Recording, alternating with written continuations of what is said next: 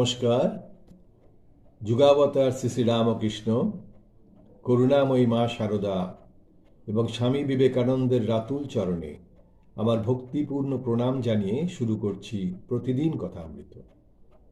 তব কথামৃতং তপ্ত জীবনং কবিভিরীরিতং কলমশাপহং শ্রবণমঙ্গলম শ্রীমদাততং ভুবি গৃণন্তি ये ভুরিদা জনাঃ।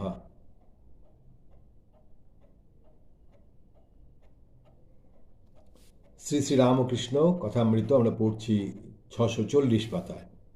রাধায় আদ্যাশক্তি বা প্রকৃতি, পুরুষ ও প্রকৃতি, ব্রহ্ম ও শক্তি অভেদ। শ্রীকৃষ্ণ পুরুষ, রাধা প্রকৃতি, চিৎশক্তি আদ্যাশক্তি। রাধা প্রকৃতি ত্রিগুণময়ী, এর ভিতরে সত্য রজ তম তিন গুণ। রাধার মধ্যে বলছেন ত্রিগুণময়ী, তিন গুণ তার মধ্যে রয়েছে, সত্য রজ তম। যেমন পেঁয়াজ ছাড়িয়ে যাও, প্রথমে লাল কালোর আমেজ, তারপর লাল, তারপর সাদা বেরোতে থাকে। বৈষ্ণব শাস্ত্রে আছে কাম রাধা, প্রেম রাধা, নিত্য রাধা। কাম রাধা চন্দ্রাবলী, প্রেম রাধা শ্রীমতী, নিত্য রাধা নন্দ দেখেছিলেন গোপাল কোলে, হয়েছে নিত্য রাধা।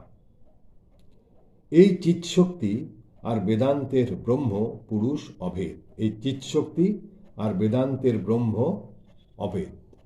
চিৎশক্তিও যে এই ত্রিগুণময়ী, ইনি আর ব্রহ্ম অভেদ এক, দুটি আলাদা রূপ। যেমন জল আর তার হিমশক্তি। জলের হিমশক্তি ভাবলেই জলকে ভাবতে হয়, আবার জলকে ভাবলেই জলের হিমশক্তি ভাবনা এসে পড়ে। সাপ আর সাপের তির্যক গতি। তির্যক গতি ভাবলেই সাপকে ভাবতে হবে। আমরা কথা বলি যে তবে সাপের মতো তির্যক গতিতে এগোচ্ছে, সে বলছেন সাপকে তির্যক গতি ভাবলেই সাপকে ভাবতে হবে। ব্রহ্ম বলি কখন? যখন নিষ্ক্রিয় বা কার্যে নির্লিপ্ত, যখন কোনো কর্ম করছে না, তখন তিনি ব্রহ্ম। আর পুরুষ যখন কাপড় পরে, তখন সেই পুরুষই থাকে। ছিলে দিগম্বর, হলে সাম্বর, আবার হবে দিগম্বর। সাপের বিষ আছে, সাপের কিছু হয় না, যাকে কামড়াবে তার পক্ষে বিষ। ব্রহ্ম নিজে নির্লিপ্ত। নামরূপ যেখানে, সেইখানেই প্রকৃতির ঐশ্বর্য। সীতা হনুমানকে বলেছিলেন, বৎসে আমি এক রূপে রাম, এক রূপে সীতা হয়ে আছি, এক রূপে ইন্দ্র, এক রূপে ইন্দ্রাণী, এক রূপে ব্রহ্মা, এক রূপে ব্রহ্মাণী, এক রূপে রুদ্র, এক রূপে রুদ্রাণী হয়ে আছি। নামরূপ যা আছে সব চিৎশক্তির ঐশ্বর্য। চিৎশক্তির ঐশ্বর্য সমস্তই, এমনকি ধ্যান ধ্যাতা পর্যন্ত। ধ্যান এবং ধ্যাতা সবই চিৎশক্তি, সবই তিনি। যিনি ধ্যান করছেন এবং যার ধ্যান করছেন, দুজনেই তিনি। আমি ধ্যান করছি, যতক্ষণ বোধ ততক্ষণ তারই এলাকায় আছি। যতক্ষণ আমরা ভাবব যে আমরা ধ্যান করছি, মা বলছেন যে আমি ধ্যান করছি, যতক্ষণ ভাবছি তখন তার এলাকাতেই আছি। মাস্টারের প্রতি এইগুলো ধারণা করো। বেদ পুরাণ শুনতে হয়, তিনি যা বলেছেন করতে হয়। পণ্ডিতের প্রতি মাঝে মাঝে সাধুসঙ্গ ভালো। রোগ মানুষের লেগেই আছে, সাধুসঙ্গে অনেক উপশম হয়। বেদান্ত বাগীশকে শিক্ষা, সাধুসঙ্গ করো, আমার কেউ নয়, দাসভাব। আমি ও আমার, এরই নাম ঠিক জ্ঞান। হে ঈশ্বর, তুমিই সব করছো, আর তুমিই আমার আপনার লোক। আর তোমার এই সমস্ত ঘরবাড়ি, পরিবার, আত্মীয়, বন্ধু, সমস্ত জগৎ সব তোমার। আর আমি সব করছি, আমি কর্তা। আমার ঘরবাড়ি, পরিবার, ছেলেপুলে, বন্ধু, বিষয় এসব হচ্ছে অজ্ঞান। গুরু শিষ্যকে একথা বোঝাচ্ছিলেন। ঈশ্বর তোমার আপনার, আর কেউ আপনার নয়। ঈশ্বর তোমার আপনার, আর কেউ তোমার আপনার নয়। শিষ্য বললে, আজ্ঞা, মা, পরিবার এরা তো খুব যত্ন করেন, না দেখলে অন্ধকার দেখেন, কত ভালোবাসেন। গুরু বললেন, ও তোমার মনের ভুল। আমি তোমায় দেখিয়ে দিচ্ছি, কেউ তোমার নয়। এই ঔষধ বড়ি কয়টি তোমার কাছে রেখে দাও, তুমি বাড়িতে গিয়ে খেয়ে শুয়ে থেকো। লোকে মনে করবে যে তোমার দেহত্যাগ হয়ে গেছে, কিন্তু তোমার সব বাহ্য জ্ঞান থাকবে, তুমি দেখতে শুনতে সব পাবে। আমি সেই সময় গিয়ে পড়ব। শিষ্যটি তাই করলে। বাড়িতে গিয়ে বড়ি কটি খেয়ে অচেতন হয়ে পড়ে রইল। মা, পরিবার, বাড়ির সকলে কান্নাকাটি আরম্ভ করলেন। এমন সময় গুরু কবিরাজের বেশে গিয়ে উপস্থিত হলেন। সমস্ত শুনে বললেন, আচ্ছা, এর ঔষধ আছে, আবার বেঁচে উঠবে। তবে একটি কথা আছে, এই ঔষধটি আগে একজন আপনার লোকের খেতে হবে, তারপর ওকে দেওয়া যাবে। যে আপনার লোক ওই ঔষধ বড়িটি খাবে, তার কিন্তু মৃত্যু হবে। তা এখানে ওর মা কি পরিবার, এরা তো সব আছেন, একজন না একজন কেউ খাবেন সন্দেহ নাই, তাহলেই ছেলেটি বেঁচে উঠবে। শিষ্য সমস্ত শুনছে। কবিরাজ আগে মাকে ডাকলেন। মা কাতর হয়ে ধুলায় গড়াগড়ি দিয়ে কাঁদছেন। কবিরাজ বললেন, মা, আর কাঁদতে হবে না, তুমি এই ঔষধটি খাও, তাহলেই ছেলেটি বেঁচে উঠবে, তবে তোমার এতে মৃত্যু হবে। মা ঔষধ হাতে ভাবতে লাগলেন।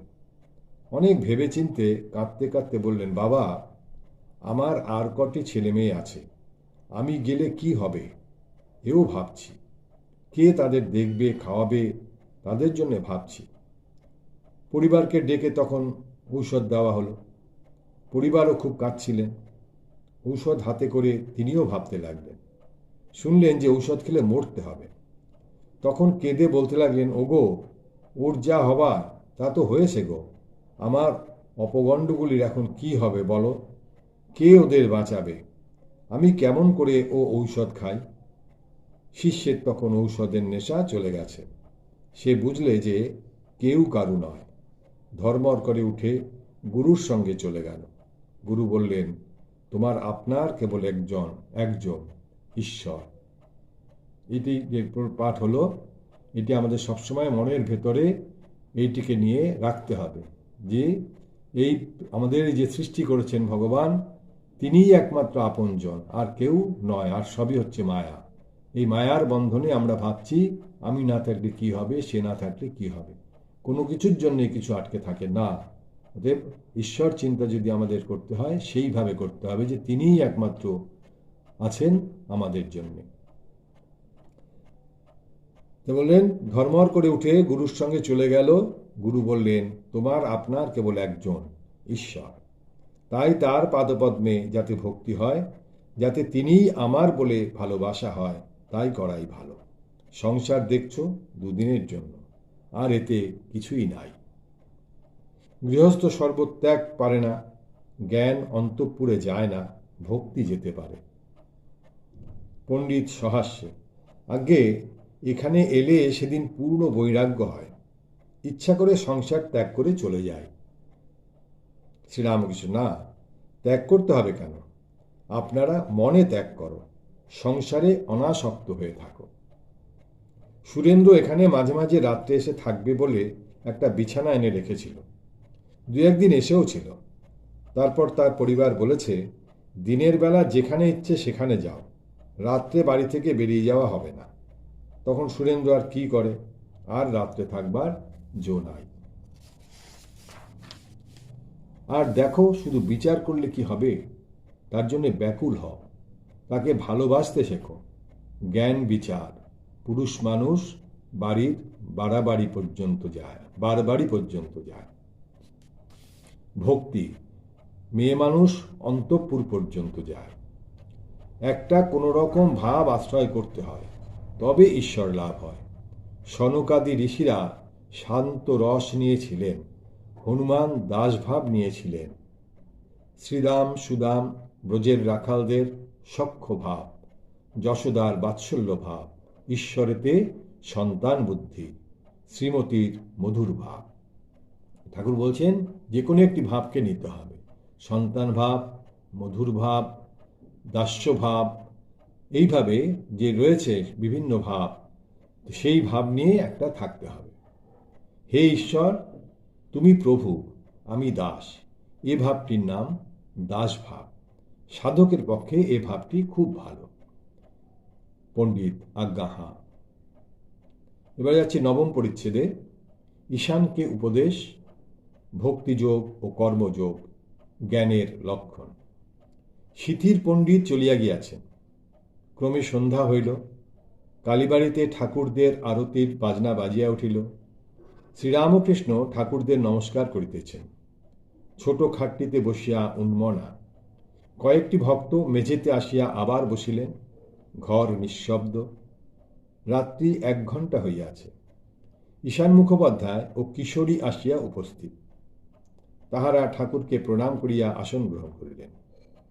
ঈশানের পুরশ্চরণাদি শাস্ত্রোল্লিখিত কর্মে খুব অনুরাগ। ঈশান কর্মযোগী। এইবার ঠাকুর কথা কহিতেছেন। শ্রীরামকৃষ্ণ, জ্ঞান জ্ঞান বললেই কি হয়? জ্ঞান হবার লক্ষণ আছে। 2টি লক্ষণ। প্রথম অনুরাগ, অর্থাৎ ঈশ্বরকে ভালোবাসা। শুধু জ্ঞান বিচার করছি, কিন্তু ঈশ্বরেতে অনুরাগ নাই, ভালোবাসা নাই, সে মিছে। আরেকটি লক্ষণ কুণ্ডলিনী শক্তির জাগরণ। কুলকুণ্ডলী যতক্ষণ নিদ্রিত থাকেন ততক্ষণ জ্ঞান হয় না। বসে বসে বই পড়ে যাচ্ছি, বিচার করছি, কিন্তু ভিতরে ব্যাকুলতা নাই, সেটি জ্ঞানের লক্ষণ নয়। কুলকুণ্ডলিনীর শক্তি জাগরণ হলে ভাব, ভক্তি, প্রেম এই সব হয়। এরই নাম ভক্তিযোগ। বলছেন যে আরেকবার, যে জ্ঞান জ্ঞান বললেই কি হয়? জ্ঞান হবার লক্ষণ আছে। 2টি লক্ষণ কি? প্রথম অনুরাগ, অর্থাৎ ঈশ্বরকে ভালোবাসা। প্রথমত ঈশ্বরকে ভালোবাসতে হবে, ঈশ্বরকে ধ্যান জ্ঞান করতে হবে, তার প্রতি একটা আলাদা মমত্ব বোধ আনতে হবে। শুধু জ্ঞান বিচার করছি, কিন্তু ঈশ্বরেতে অনুরাগ নাই, ভালোবাসা নাই, সে মিছে। শুধু বই পড়ে যাচ্ছি, জ্ঞান বৃদ্ধি করছি, কিসের থেকে কি হয় সেই পড়ে যাচ্ছি, কিন্তু ঈশ্বরতে কোনো অনুরাগ নাই, তাতে কিছু হবে না, সেই জ্ঞান বলছেন মিছে। আরেকটি লক্ষণ কুণ্ডলিনী শক্তির জাগরণ। কিরকম? কুলকুণ্ডলিনী যতক্ষণ নিদ্রিত থাকেন ততক্ষণ জ্ঞান হয় না। কুলকুণ্ডলিনী জাগৃত করতে হলে আমাদের ধ্যানস্থ হতে হবে। বসে বসে বই পড়ে যাচ্ছি, বিচার করছি, কিন্তু ভিতরে ব্যাকুলতা নাই। এই ব্যাকুলতাটাই হচ্ছে মূল কথা। ব্যাকুল হতে হবে, কেঁদে কেঁদে তার জন্যে ময়লা সাফ করতে হবে, ব্যাকুলতা হবে, সেটি জ্ঞানের লক্ষণ নয়। খালি বসে বসে বই পড়ছি, বিচার করছি, সেটা কিন্তু ব্যাকুলতা নাই, সেটা কিন্তু বলছেন কোনো জ্ঞানের লক্ষণ নয়। কুণ্ডলিনী শক্তির জাগরণ হলে ভাব, ভক্তি, প্রেম এইসব হয়। এরই নাম ভক্তিযোগ। কর্মযোগ বড় কঠিন। কর্মযোগে কতকগুলি শক্তি হয়, সিদ্ধাই হয়। ঈশান, আমি হাজরা মহাশয়ের কাছে যাই। ঠাকুর চুপ করিয়া রহিলেন। কিয়ৎক্ষণ পরে ঈশান আবার ঘরের ভিতরে প্রবেশ করিলেন, সঙ্গে হাজরা। ঠাকুর নিঃশব্দে বসিয়া আছেন। কিয়ৎক্ষণ পরে হাজরা ঈশানকে বলিলেন, চলুন, ইনি এখন ধ্যান করবেন। ঈশান ও হাজরা চলিয়া গেলেন। ঠাকুর নিঃশব্দে বসিয়া আছেন। ক্রমে সত্য সত্যি ধ্যান করিতেছেন, করে জপ করিতেছেন। সেই হাত একবার মাথার উপর রাখিলেন, তারপর কপালে, তারপর কণ্ঠে, তারপর হৃদয়ে, তারপর নাভিদেশে। শ্রীরামকৃষ্ণ কি ষটচক্রে আদ্যাশক্তির ধ্যান করিতেছেন? শিব সংহিতাদি শাস্ত্রে যে যোগের কথা আছে, এ কি তাই? মাস্টারমশাইয়ের এই কথা মনে হচ্ছে। কীরকম বলছেন? যে ঠাকুর কি করছেন? যে তিনি নিঃশব্দে বসিয়া আছেন। বসিয়া বলছেন ক্রমে সত্য সত্যই ধ্যান করিতেছেন। এই যে নিঃশব্দে চুপচাপ বসেছিলেন, তারপরে সত্য সত্যই তিনি ধ্যানে বসলেন, ধ্যান করছেন। কিভাবে করছেন? করে জপ করিতেছেন। তারপর সেই হাত একবার মাথার উপরে রাখিলেন, জপ করতে করতে সেই হাতটিকে মাথার উপরে নিয়ে গেলেন, তারপর কপালে নিয়ে এলেন, তারপর কণ্ঠে, তারপর হৃদয়ে, তারপর নাভিদেশে। এইভাবে কর গুনতে গুনতে তিনি বিভিন্ন জায়গায় সেই করগোনা হাতটিকে নিয়ে এলেন।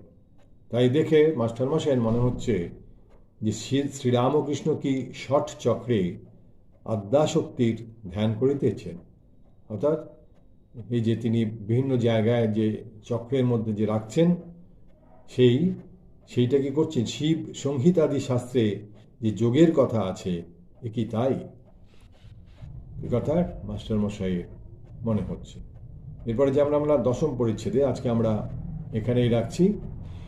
নিরঞ্জনং নিত্যম অনন্তরূপং ভক্তানুকম্পা ধৃত বিগ্রহং বৈ ঈশাবতারং পরমেশ্বমিডং তং রামকৃষ্ণ শিরসা নমামি। হরি ওম তৎসৎ। শ্রীরামকৃষ্ণার্পণমস্তু।